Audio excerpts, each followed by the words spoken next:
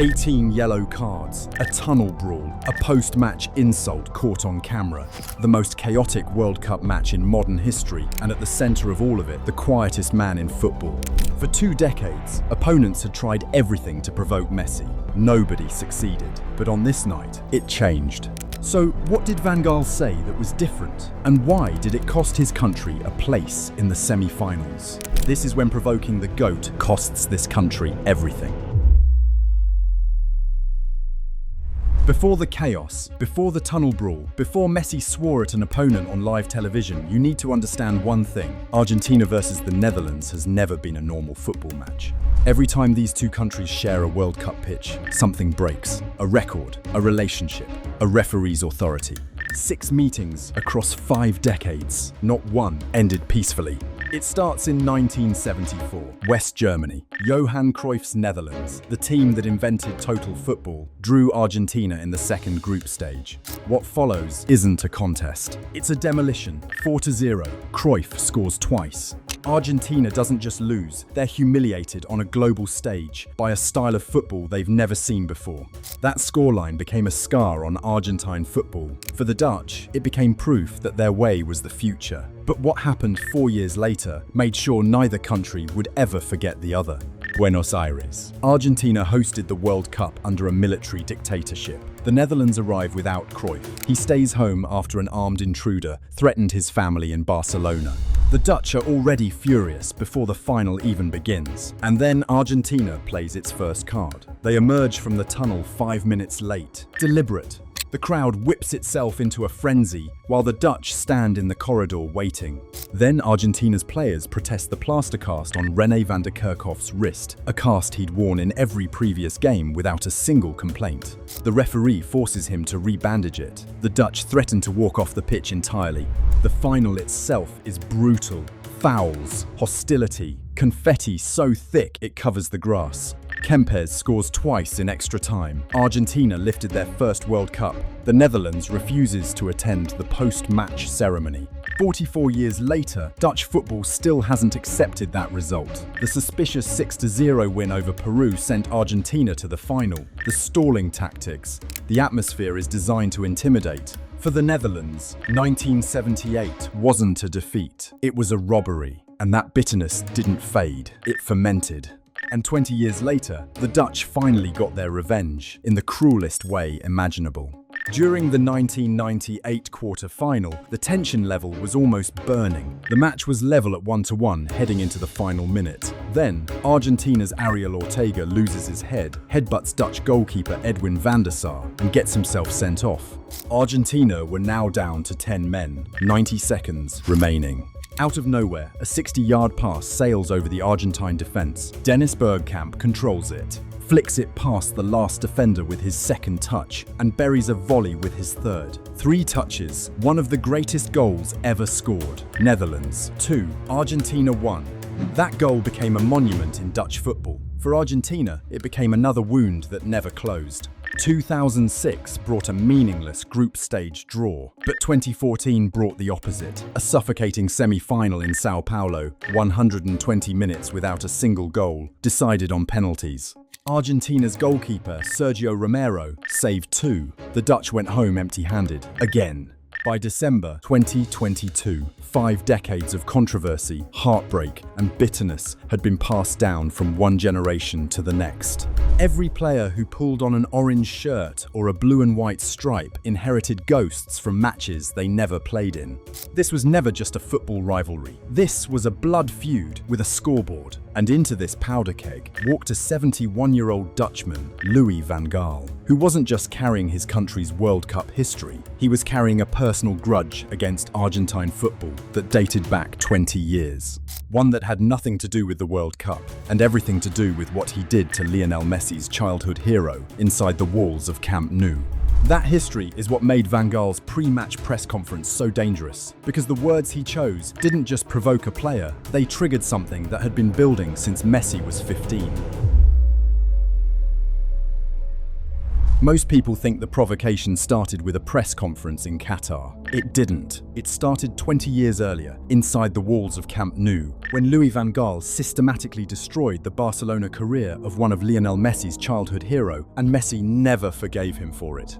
In 2002, Van Gaal returned to Barcelona for his second stint as manager. His first move was to force out Rivaldo, the reigning Ballon d'Or winner, for refusing to play on the left wing. Sold him to AC Milan, cleared the decks. Into the void came one Roman Riquelme. If you don't know who Riquelme is, understand this. In Argentina, he's royalty, a two-time Copa Libertadores winner with Boca Juniors. A playmaker so elegant, so instinctive, that an entire generation of Argentine kids grew up imitating him. His signature celebration, cupping his ears, the Topo Gigio, was iconic across South America before Messi had even made his professional debut. Barcelona paid 11 million euros to bring Riquelme from Boca. The fans were ecstatic, the board was delighted, and then Van Gaal opened his mouth. He called Riquelme a political signing, in public, before the player had kicked a ball, and it got worse. Van Gaal told Riquelme directly, "You're the best player when you have the ball, but when you don't, we play with one less." If that sounds familiar, it should, because 20 years later, Van Gaal would say almost the exact same thing about Lionel Messi before a World Cup quarter-final. The same criticism, the same tone. The same Dutchman is dismissing the same type of Argentine genius. But in 2002, Riquelme didn't have the armband of a national team to fight back with. He had nothing. Van Gaal didn't just criticize Riquelme, he buried him. He forced a natural number 10, a player whose entire game depended on operating centrally, to play on the wing. When Riquelme drifted inside to find his natural position, Van Gaal scolded him publicly. When Riquelme scored, Van Gaal barely acknowledged it. The message was clear: this player doesn't fit my system, and I'm going to make sure everyone at this club knows it. Riquelme played 42 matches for Barcelona, scored 6 goals. Never once was he trusted with the role that had made him one of the best players in the world. His minutes were cut. His confidence was shattered. His career in European football was nearly destroyed. By January 2003, Barcelona were 12th in La Liga, 3 points above the relegation zone. Van Gaal was sacked, but the damage to Riquelme was already done. He was loaned out to Villarreal, where he was rebuilt by Manuel Pellegrini, earned a nomination for FIFA World Player of the Year, and helped the club reach the Champions League semi-finals. He proved Van Gaal wrong, spectacularly, but his Barcelona career never recovered, and Argentine football never forgot who was responsible. Riquelme himself refused to speak badly of Van Gaal publicly. Others weren't so gracious. Hristo Stoichkov, Barcelona's Ballon d'Or winner, put it bluntly: why didn't Riquelme triumph at Barca? Because he had a dickhead like Van Gaal as his coach. And there was one more person who never forgot what Van Gaal did. A left-footed teenager training at La Masia who idolized Riquelme, who watched everything that happened to his hero from inside the same building, who was too shy to even speak to Riquelme when they crossed paths in the hallway. Josep Maria Minguella, the agent who brought Messi to Barcelona, confirmed it years later. For him, Riquelme was one of his great idols. He was left-footed, playing in the number 10 position in Barcelona's first team. Leo would only look at him because he was very shy. That teenager was Lionel Messi, and he remembered everything. But here's the thing, Louis van Gaal would do something right before the game between Argentina and the Netherlands. He repeated a pattern, the same words, the same dismissal, the same Dutchman telling the world that another Argentine genius wasn't good enough. But this time, the Argentine standing on the other side wasn't a player who could be silenced by a manager. This time, it was the greatest footballer who ever lived. And he had a World Cup quarter-final to deliver his response. Van Gaal had picked his target. The question was whether he understood what he was about to wake up.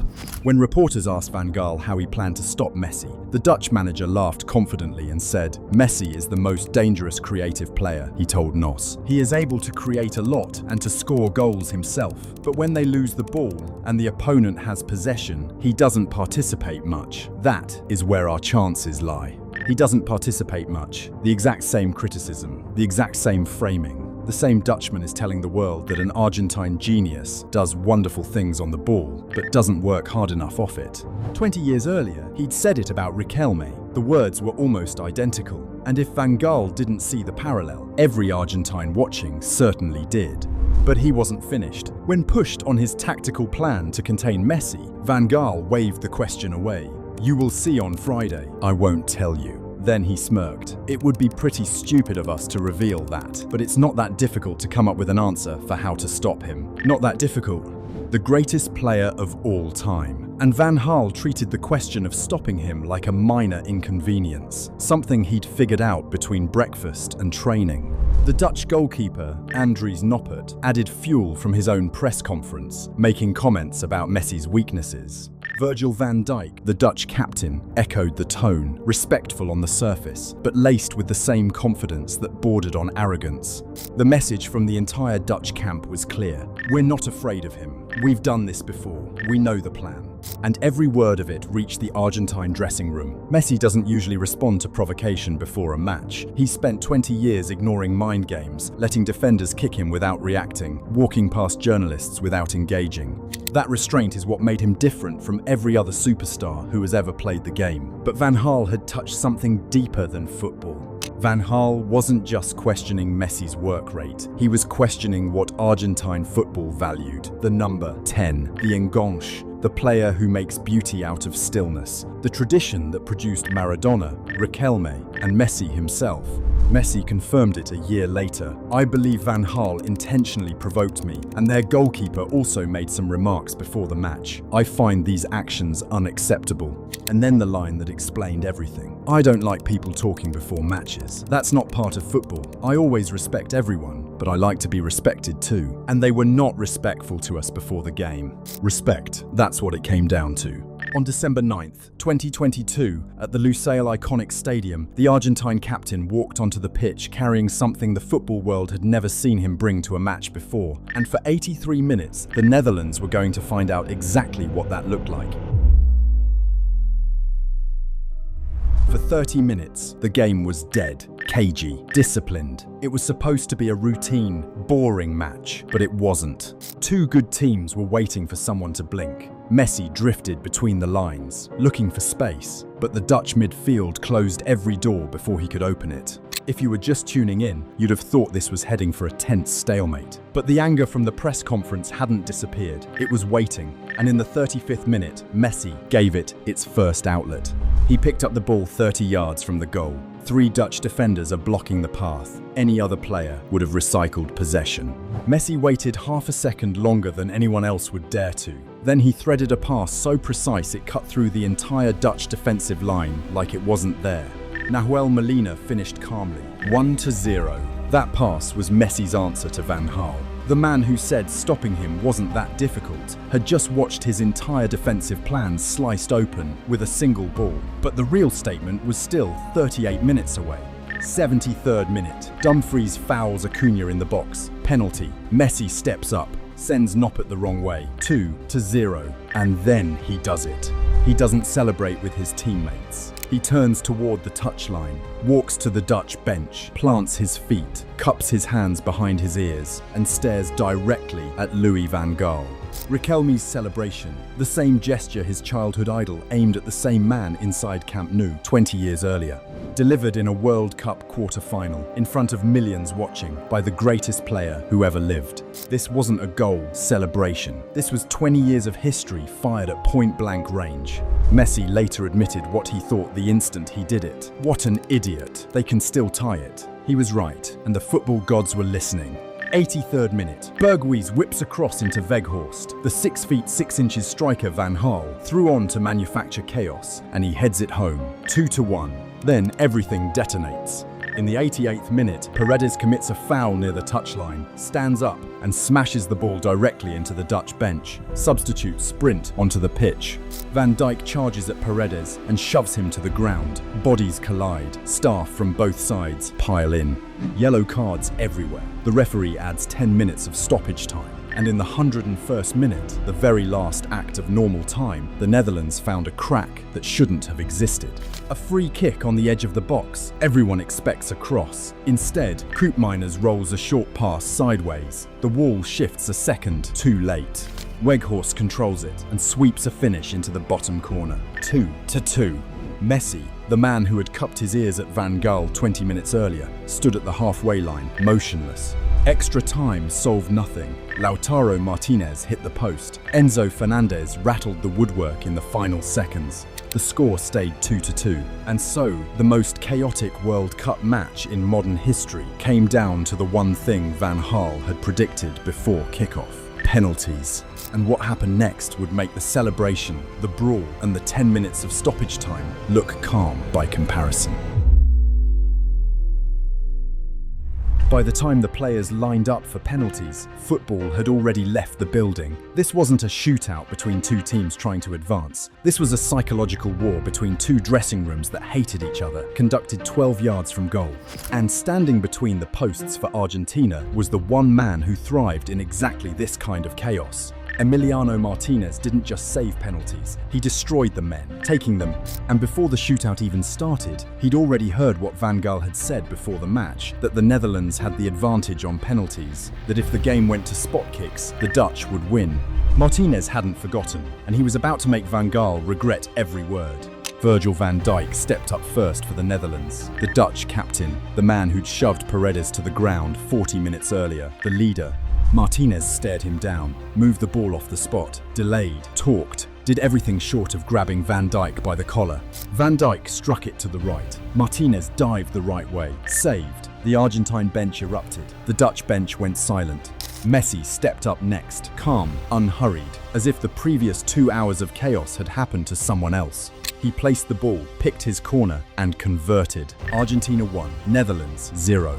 Steven Berghuis walked up for the Dutch second penalty. Martinez was already in his head, talking, pointing, stalling. Berghuis hit it low. Martinez dived again, saved again. 2 Dutch penalties, 2 saves. The shootout was effectively over before the Netherlands had even scored. The remaining kicks were a formality. Argentina converted, the Dutch managed one, and when Lautaro Martinez stepped up with the chance to finish it, he didn't hesitate. Bottom corner, net. Argentina won 4-3 on penalties. But instead of relief, instead of the normal embrace and tears and national anthem that follows a World Cup shootout victory, what came next was something else entirely.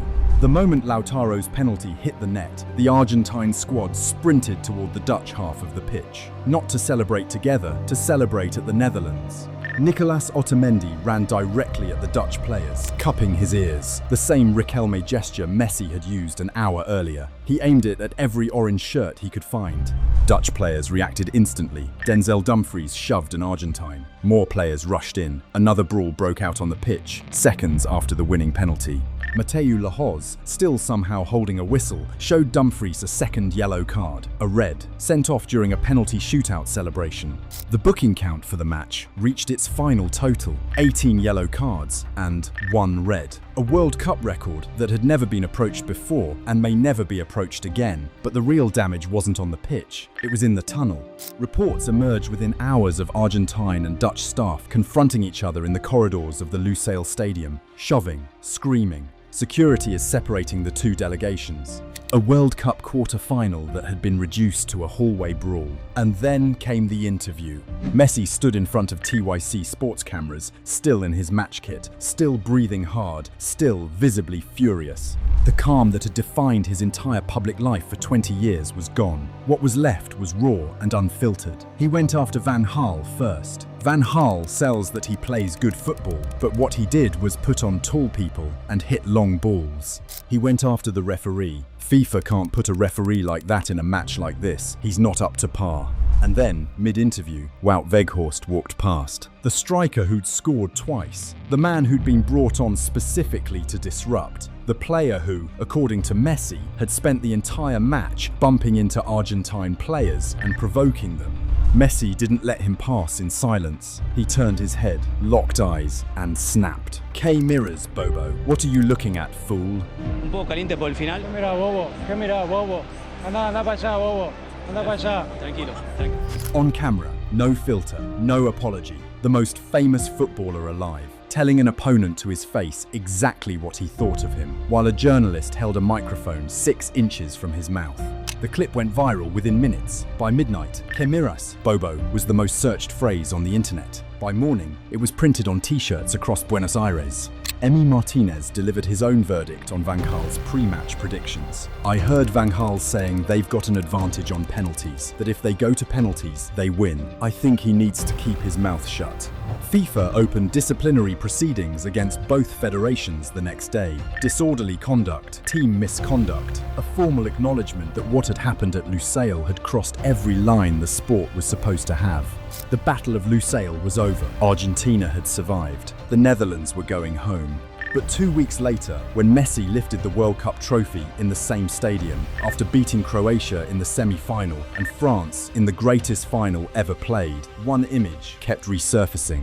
Not the trophy lift, not the golden ball, not the embrace with his family on the pitch. The cup tears, aimed at a 71-year-old Dutch manager who thought he could dismiss Lionel Messi the same way he dismissed Juan Román Riquelme. And that image is what makes this story worth telling, because it answers the question the entire football world was asking that night in Lusail. What happens when you provoke the GOAT? You lose. 18 yellow cards, 1 red, a tunnel brawl, a post-match insult broadcast to the entire planet. The most chaotic World Cup match in modern history, triggered by a press conference. Van Gaal questioned Messi's effort. Messi answered with an assist that split the Dutch defence in half, a penalty he celebrated in Van Gaal's face, and 4 words aimed at a striker on live television. The Netherlands went home. Van Gaal's career ended that night. Argentina lifted the World Cup 2 weeks later. 50 years of rivalry, 20 years of grudge, 90 minutes of fury, all because one man decided to provoke the GOAT.